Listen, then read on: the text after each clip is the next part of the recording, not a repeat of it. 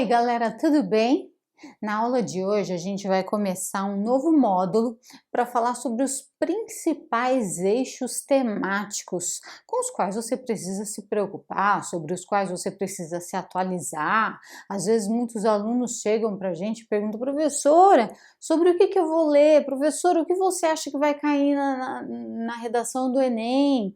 Né? E a gente percebe que os alunos querem da gente, né, esse meio que exercício divinatório, e não dá, gente, não tem como. A gente pode, de repente, até durante o ano, ao longo do ano, ter pesquisado sobre várias coisas, ter lido várias reportagens, ter lido vários livros, visto vários filmes, séries que nos façam refletir, né, que mudem a nossa visão sobre determinada questão, mas a gente pode tratar aí sobre assuntos. Lembra que eu tratei com vocês que assunto é diferente de tema, porque o tema ele é um recorte, né? Tanto que ele vai aparecer lá no enunciado do Enem como um recorte temático, né? Um recorte frasal, é uma questão mais pontual e mais específica.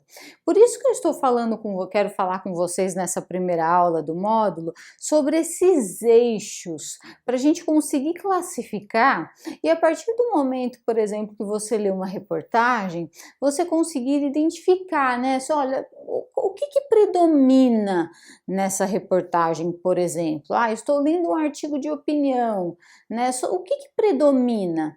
Porque aqui, gente, nós temos o seguinte, ó. Opa, pera, caiu minha caneta. Acontece nas melhores famílias. Gente, nós temos aqui o indivíduo. Quando a gente vai pensar em temas, não tem como a gente fugir desses três encaminhamentos, né? Dessas três possibilidades.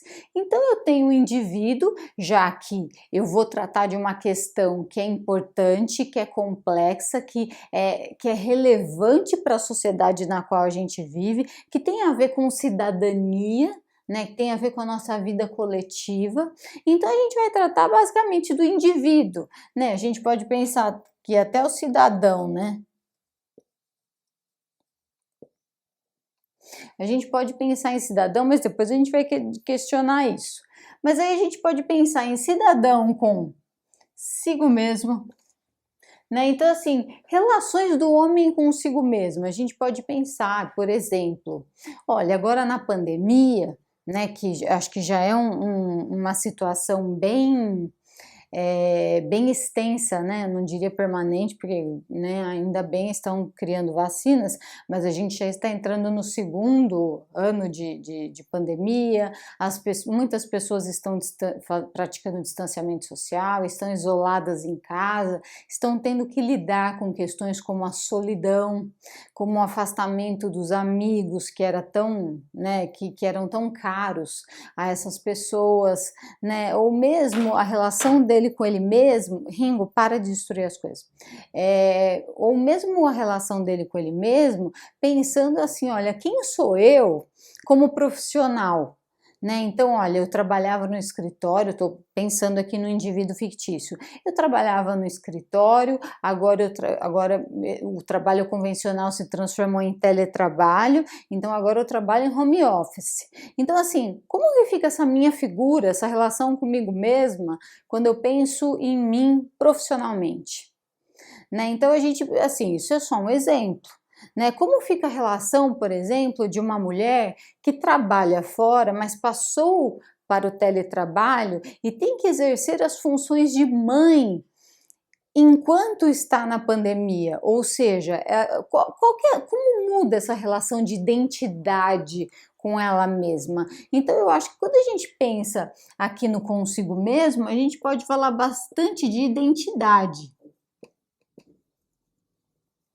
E aí, quando a gente fala de identidade, gente, é um tema riquíssimo para a gente pesquisar, principalmente porque a gente está no século, né, dos estudos, dos avanços dos estudos sobre identidade. Então, a gente pode falar de identidade de gênero, de identidade étnica, que seja, diversos tipos de identidade, né, que estão sendo valorizadas, que estão conquistando direitos.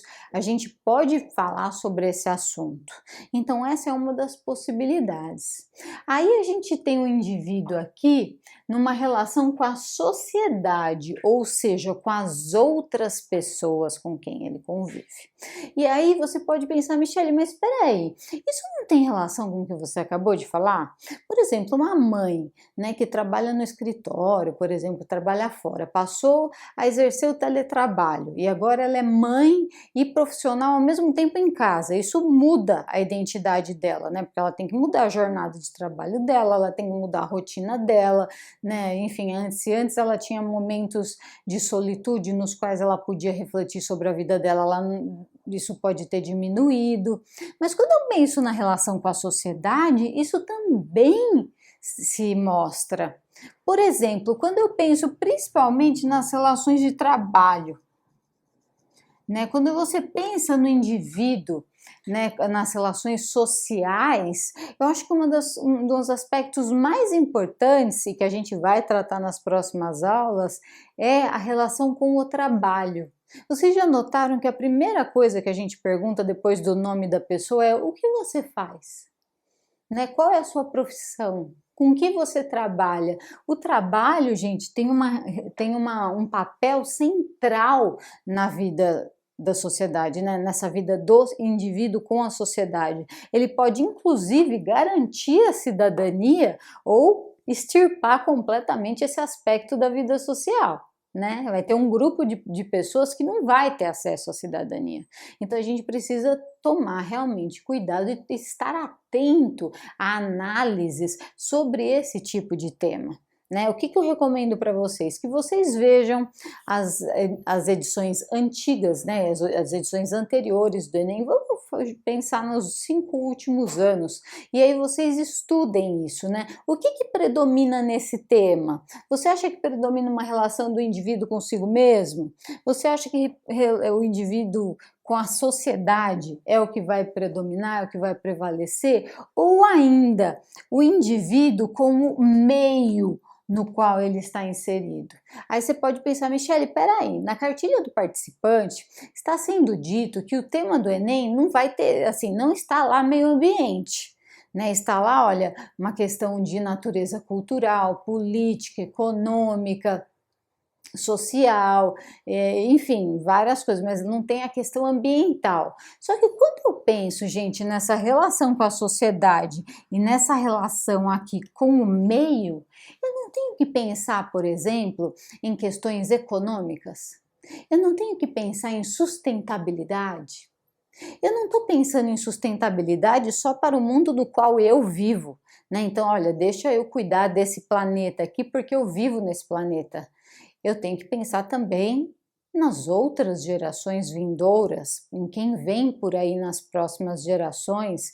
Isso não tem a ver com a nossa relação com sociedade? Olha como tá ligado. Então vocês percebem, gente, não dá para separar completamente. Esses 3 eixos aqui, eles estão relacionados, mas ajuda se você, ao mapear a coletânea, ao analisar os textos de apoio, ao analisar o tema, você identificar aqui qual é a relação do indivíduo que está sendo destacada naquele tema. Isso pode te ajudar a definir uma tese com mais clareza, a fazer um projeto de texto mais consistente. Então é sobre isso que a gente vai falar nas próximas aulas, sobre eixos temáticos. Então veja bem, nós vamos falar sobre grandes assuntos. Eu vou indicar para vocês leituras, sites da internet confiáveis nos quais vocês podem pesquisar, nos quais vocês podem se informar sobre assuntos pertinentes, e aí a gente vai discutindo um pouco esses aspectos para chegar no Enem super bem preparados, né, com informações idôneas, com informações verdadeiras, com informações confiáveis, respeitáveis, para você poder usar isso como repertório sociocultural na sua redação. Beleza, gente? Então é isso. Um beijo e até mais!